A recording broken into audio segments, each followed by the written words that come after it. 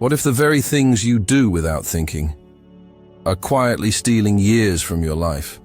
It sounds dramatic, but the truth is, most people over the age of 60 are still holding on to habits that once seemed harmless. Habits that were fine at 40, maybe even 50. But after 60, those same routines can silently accelerate aging, drain your strength, and even increase your risk of sudden illness. And because they've been with you for so long, you don't question them anymore. They've become background noise in your daily life. But here's the problem. That background noise might be the ticking of a clock, counting down faster than it should. Across the globe, researchers are uncovering subtle behaviors that chip away at longevity. Things that seem so small, how you start your morning, how often you challenge your memory when you choose to socialize, or whether you sit too long without noticing. These patterns don't shout, they whisper, and by the time they're heard, the damage is often already done. But here's the good news. These habits can be reversed, and when you recognize them in time, you can reclaim not just years, but energy, clarity, and purpose.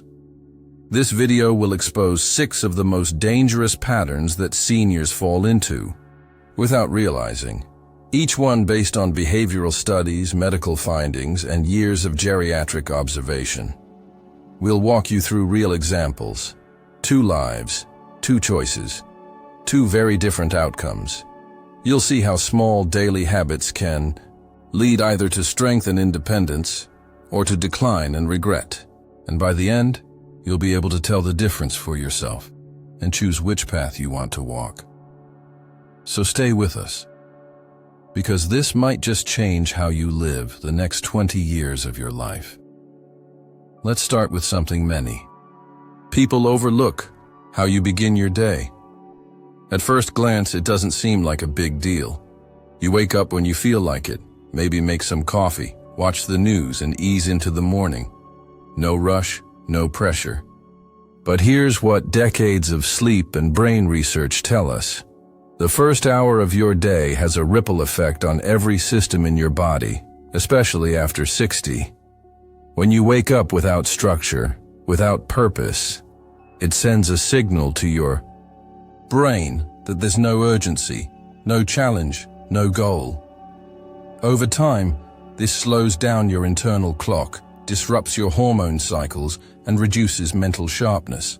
Your brain thrives on rhythm, and when that rhythm disappears, so does clarity, energy, and emotional resilience. Frank is a perfect example. Since retiring, he stopped setting an alarm. Some days he wakes at 8 o'clock, other days closer to 10. Breakfast is optional. Sometimes he just grabs a piece of toast. Other times, nothing at all. He tells himself he deserves to relax. But the truth is, the lack of structure has made him sluggish. He moves less, thinks slower, forgets things more often, and he's noticed his mood swinging without reason. Helen's mornings are different. Every day at 7 o'clock sharp, she opens her window, breathes deeply, and stretches for 10 minutes. Then she makes a balanced breakfast, nothing fancy, but consistent. Eggs, fruit, sometimes oatmeal. She plays soft music while eating and writes down one thing she's grateful for before heading out for her walk. Her morning isn't just a routine, it's a ritual. It sets her rhythm, anchors her thoughts, tells her body, today matters. Science backs her up. A 2021 study from the University of California showed that seniors with structured morning routines had better memory retention, lower levels of cortisol, the stress hormone, and improved balance and coordination. The takeaway is simple. Structure brings strength. Purpose gives energy. If you start your day drifting, you're more likely to keep drifting.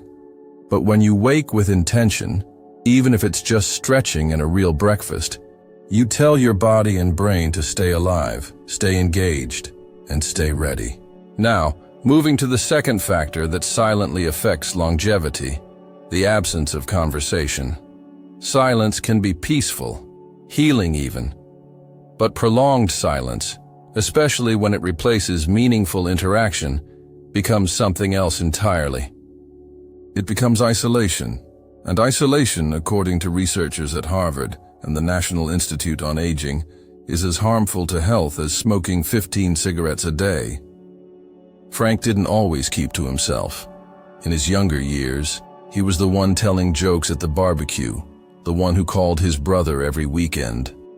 But as the years went by, the phone rang less. Friends moved, passed, or simply faded into distance. Frank stopped reaching out. He convinced himself it was fine. That quiet was easier, that no one really noticed anyway. But the silence took its toll. His voice, once steady and strong, became faint.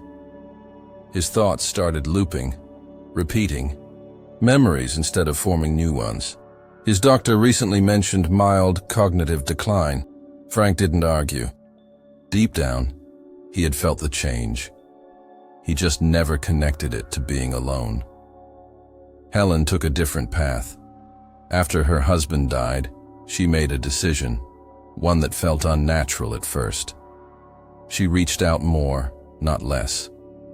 She joined a book club, even though she hadn't finished a novel in years. She volunteered at the library, helped school children with reading, and made it a point to call a different friend or family member every day. Some conversations were short, others turned into hours of laughter or tears, but they kept her connected to people, to stories, to life itself. The science is clear. Social engagement strengthens the brain. A 2020 study in the journals of gerontology found that seniors who maintain frequent social contact show slower rates of memory decline and stronger emotional resilience. Even light conversations stimulate language centers, memory recall, and emotional processing in the brain. Loneliness shrinks your world, but conversation, no matter how small, expands it. So if you've been pulling away from others, it's time to gently reverse course. Make the call, join the group, ask someone about their day. It's not about being social. It's about staying alive, present, and mentally sharp. Another habit that often gets ignored is the one we fall into with the best of intentions, sitting still. Retirement often brings a slower pace. And while rest is essential, too much of it becomes dangerous, especially when just sitting for a moment turns into hours. Whether it's watching television, scrolling through a phone, or even reading, the body was not designed to be still for so long. After 60, long periods of sitting are not just unproductive, they're harmful. When you sit too much, your muscles weaken, your circulation slows, blood sugar rises, the heart becomes less efficient. Over time, this raises your risk of heart disease, type 2 diabetes, and even some forms of cancer. The term sitting disease might sound like an exaggeration, but it's not. It's backed by dozens of medical studies. Frank spends most of his day in his recliner.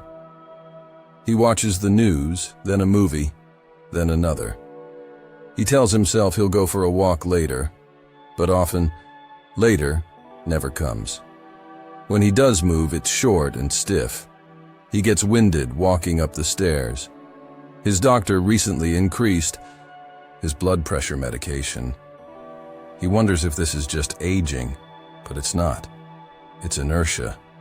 Helen doesn't run marathons, but she moves with intention.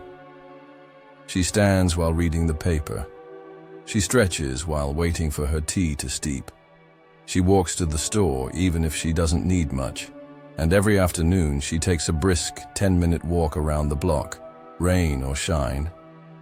That 10 minutes isn't just exercise. It's medicine.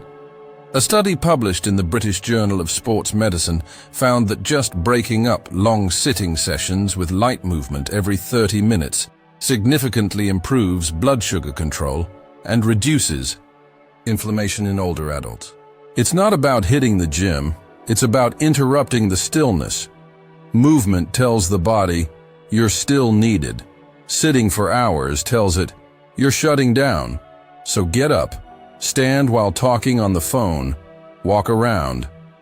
During commercial breaks, stretch before bed. Tiny movements, done consistently, have the power to protect your life. Here's the fourth behavior that slowly undermines your health: ignoring the early signs of memory loss. It starts subtly. You walk into a room and forget why. You misplace your keys again. You blank on a familiar name. It happens to everyone, right? You laugh it off, call it a senior moment, and move on. But over time, that dismissal becomes dangerous. There's a difference between normal aging and cognitive decline. But too often, we blur the line. We excuse forgetfulness instead of investigating it. We wait until it's serious before we seek help. And by then, we've lost time. Time when intervention could have made a real difference. Frank knows this pattern all too well. He began forgetting small things: what day it was, a bill he meant to pay, where he parked the car. At first he made jokes about it. Then he started avoiding conversations that required remembering details. Now he keeps to himself more, afraid of being embarrassed. His doctor recently diagnosed mild cognitive impairment. It's not yet dementia, but it's close. And if it progresses, Frank knows life will never be the same. Helen, on the other hand, doesn't take her mind for granted. She reads something challenging every day. Crossword puzzles, articles, even biographies she discusses with her book club. When she forgets something, she takes note. She talks to her doctor, stays alert to changes, and does brain training exercises recommended by her neurologist. She's not just hoping for a healthy mind, she's working for it. And if you've fallen into patterns of skipping, rushing, or eating out of habit, know this: it's never too late to reconnect with your plate. By now you've seen it for yourself. The habits that shape our later years aren't always loud. They don't crash into our lives with sirens or sudden collapse.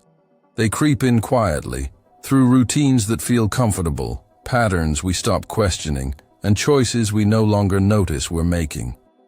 But over time, these habits shape the arc of our final decades. Frank and Helen showed us that clearly. Two people, similar in age, background, and opportunity. Yet their paths could not be more different.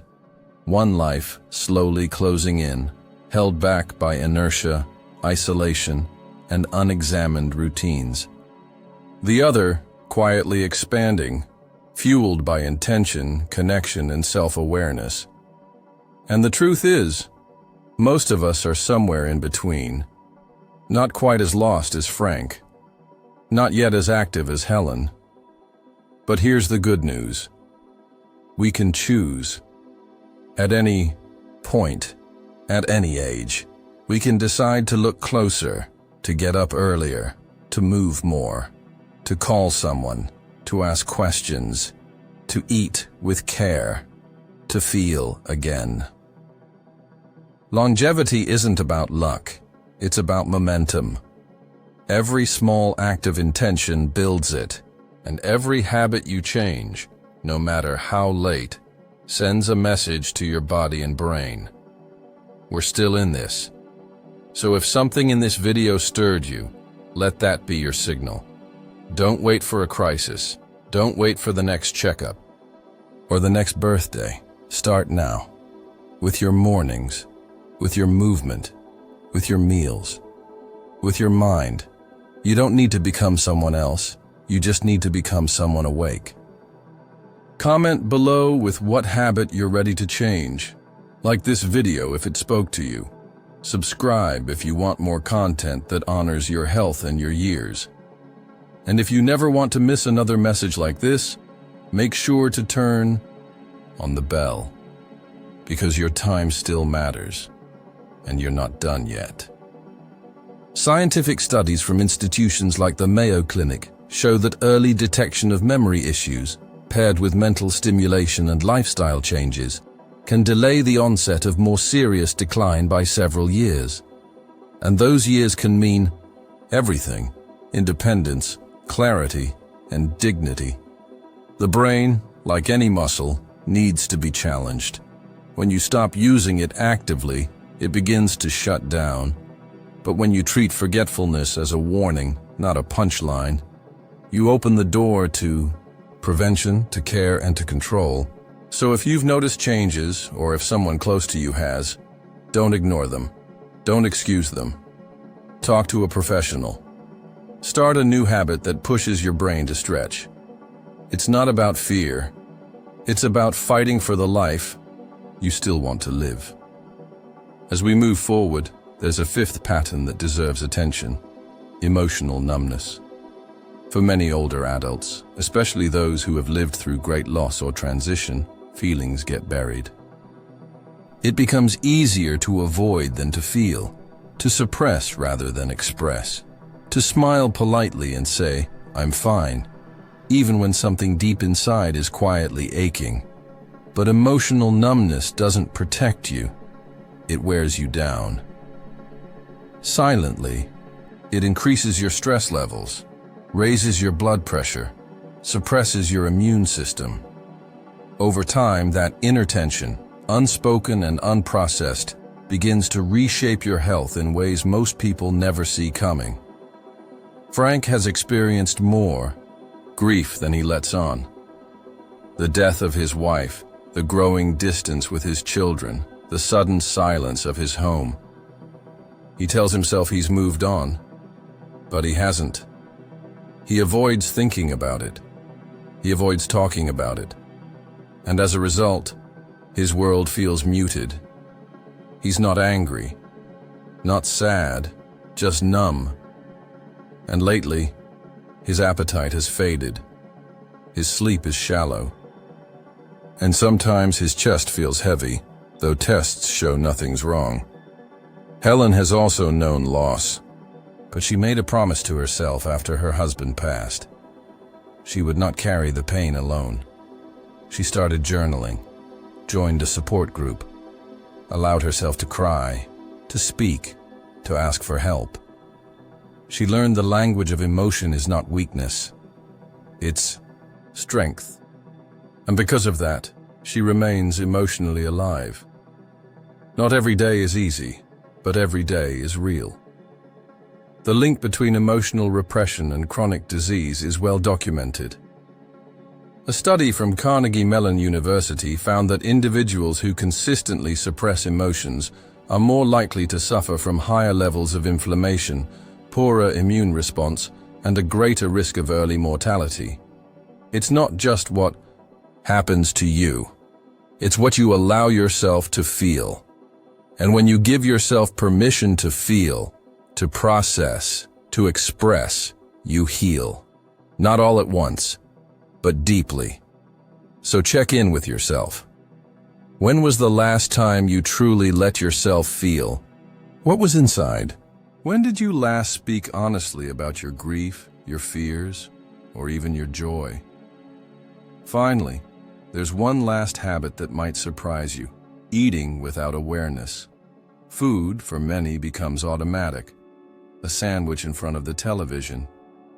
A microwave meal out of convenience. Skipping breakfast because of a lack of appetite.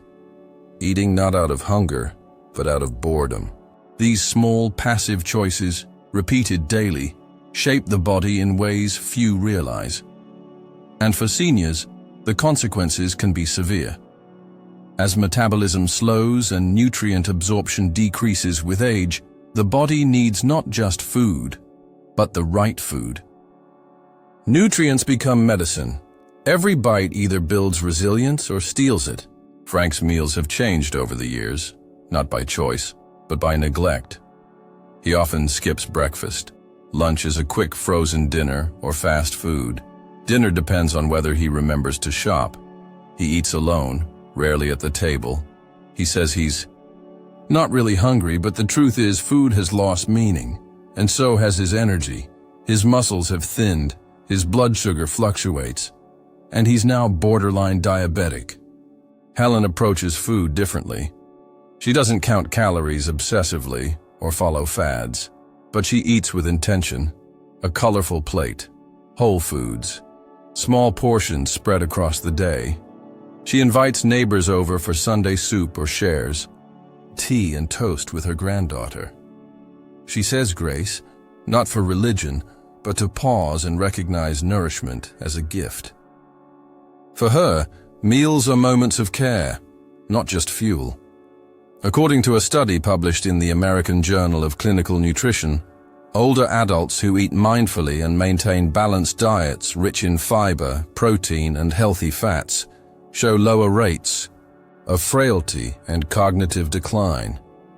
Eating alone, on the other hand, especially when paired with low appetite, predicts malnutrition, depression, and early mortality. Food is not just sustenance, it is rhythm, it is memory, it is a message to the body. I am still caring for you. So take the time, sit down, taste, savor. Invite someone if you can.